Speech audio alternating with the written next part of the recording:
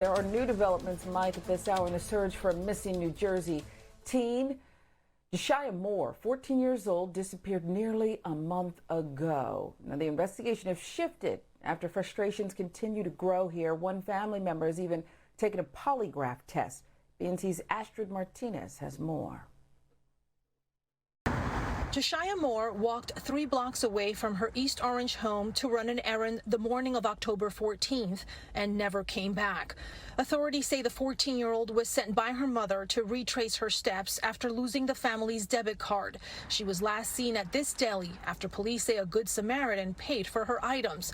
Authorities say their #1 goal now is to bring the teen back home. She's a life worth keeping, worth saving, certainly a person worth finding. And to her family, we definitely want them to understand that we are really turning over every stone we can, and we want to make sure that they remain hopeful. How Jasyah disappeared is causing confusion. There was no reason to think there was any foul play up to that point, as far as I can tell. So she was alerted the police as her daughter not coming home, and it was taken as a potential runaway. An investigator in the case says they are not ruling out foul play. We are investigating and looking at all avenues with regards to this case. We are treating it and looking at every lead that could possibly come in. What we do know for a fact is she went missing on October 14th. Authorities also confirming Jasyah's mother was giving a polygraph test but wouldn't disclose the results. The prosecutor also confirming Jasyah Moore's stepfather is a former East Orange police officer, but would not confirm or deny reports that the teen was set to testify against him in a domestic violence case. We've questioned that officer as well as many other individuals involved in this case. Authorities also announced investigators are flooding social media with the girl's picture. The National Center for Missing and Exploited Children has added Moore's picture to its webpage. If you have any information that could lead to Jasyah's whereabouts, you are asked to call police. She is 5'5", weighs 135 pounds, and was last seen wearing khakis, black boots, and a black jacket. This Friday, the mayor of East Orange will also hold an interfaith prayer vigil at 5:30.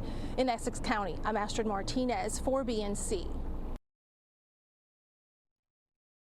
Yeah, this case is so disturbing. It is so disturbing, and that line in there, and it pains me that police jurisdictions are still doing this. And listen, you saw them all step before the mic. The investigation is a multi-agency investigation, and they are looking for Jasyah. But I hate that line. They report to the police, possible runaway. This is a 14-year-old girl who I'm reading the articles, normal in every other way, nothing, okay? There is the issue, the testimony that was pending, the domestic violence case. Other than that, what would make her, quote, run away? Right. So there's some big concerns here. And remember, when a child goes missing, when anyone goes missing, the most important period, you know, I know it's a show about murder, and we're not talking about a murder of Jasyah, but you know that show, The First 48? And the reason it's called that, Mike, is because that's the critical phase. They're under a deadline here. Get as much information as you can in the first 48 hours, and you have a good opportunity to solve this thing.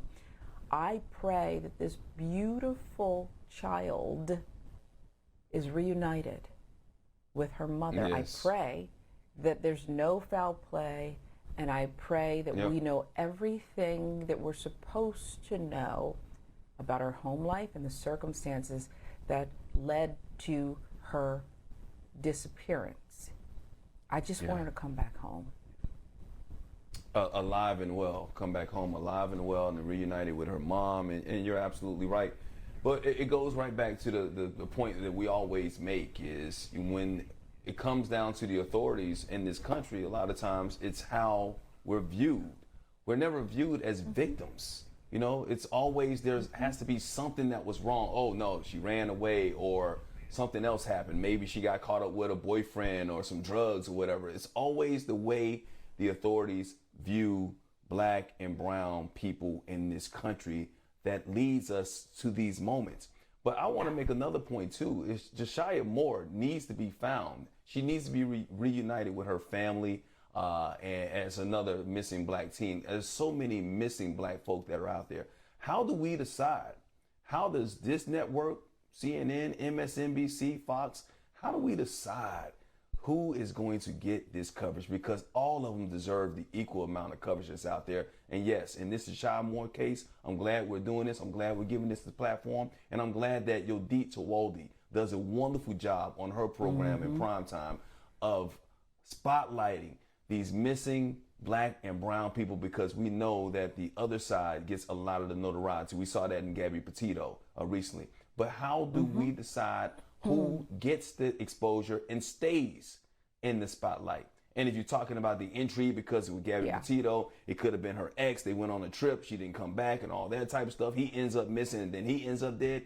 Well, this is intriguing too, when you consider, like you mentioned, and you heard in the package, her stepdad and the domestic violence case, and the fact that he or she was going to be testifying in that case. That's intriguing as well. So this should have been brought to the forefront a long time ago. I'm glad it's getting the exposure now, but I hope that it continues to get the exposure it needs until she's reunited, hopefully safely, with her mom. But it's been a month, right? It's been a month. And again, I'll say it, if she were a 14-year-old blonde white child from Teaneck, New Jersey, okay? You asked how it is that we decide, and I want to tell you something, because we both come up through the ranks. I can't tell you how many times I've worked in places where there is a black assignment editor, right? That person who's on what we call the assignment desk. The phones ring, tips come in, the police faxes or emails come in. And so you can't just blame them, because it's how you're trained. How do you decide? Well, you decide how you're trained, and that assignment editor or manager will come into that morning meeting, throw down their list of stories, and they'll say things like, well, 2 dead in Southwest Atlanta, but it's drugs. So, you know, code for it's black people. And so let's get on with what our audience would really care about. A kid in the suburbs who, even if they overdosed on meth, that's worthy of coverage because that looks like our viewers. These are, I'm not saying that newsrooms are full of black people and that they get to decide, but it's how you've been trained. And do you accept the party line of drugs, moving on, or do you stop and say, first of all, I don't care. Drugs, somebody's dead. A murder's taken place. Do you not say, pump the brakes here? So, right, we have to unpack how we've been conditioned, indoctrinated, and trained, and do what Yodit does, sometimes on a nightly basis. Yes. Join the club. We got to join that club. And more local stations should be doing their part as well to put that information out there for everybody. Because if there's a child that's missing, black, white, indifferent, it doesn't matter. That's a child that's missing, and they need to be reunited with their family and stop just continuing to identify black people in a certain way. Stop viewing us in a certain. That's the frustration, and I hope you feel it. My frustration is the way we're viewed, as like the way Ahmaud Arbery is being viewed right now. You know, it's just this. Look at us as equal. I wish we could all wake up one morning and didn't have any skin color. Then you probably say, oh, your eyes are blue, and I'm going to discriminate against you, or you're too short. It's going to be some form of discrimination, but at least it won't be this.